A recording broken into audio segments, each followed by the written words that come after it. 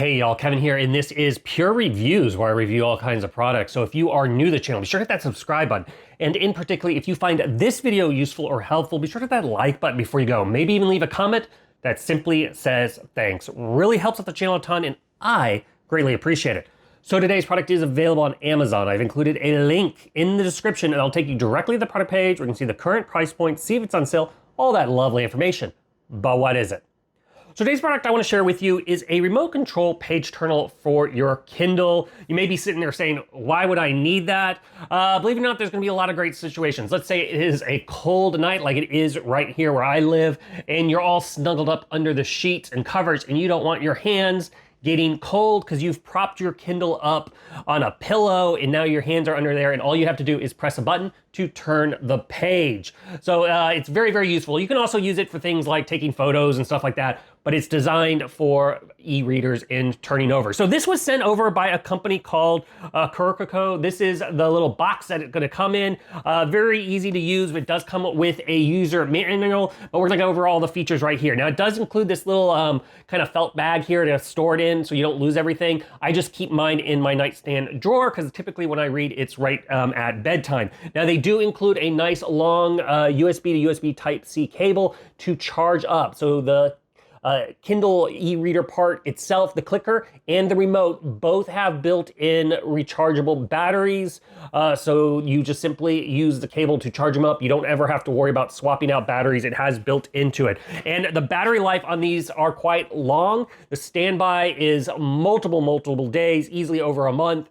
And then if you're using this thing non-stop, like constantly click, you're gonna easily get about 2 hours out of it. So I only charge it up basically once a week as far as my personal use out of it, but it lasts a long time, which is nice. And typically the remote will last a little bit longer than the actual clicker part itself. But what's cool about this is the design of it. So I've had another clicker before, and see how it has like this little arch? It allows it to get over cases, because one of the problems I've had with past clickers is I always have a protective case on my Kindle, which provides a little lip on it, where this one itself, when you position it over, it has that arch so it can get around the case and touch the corner of the screen without having to basically block the words, because that's kind of a nice thing. So I like to position it kind of low down on my book, and where it's just not going to bug me when I'm reading and block those words. And it's very easy to use, but main thing is it has that arch so it can get around those basically cases. And then once you're good, you just simply, to turn the page, you're simply just going to press the button, or turn it on and then press the button, and you're gonna be activated and ready to go and utilize. How this works is it is sending a pulse signal. There's like these two little kind of gold tablet parts here.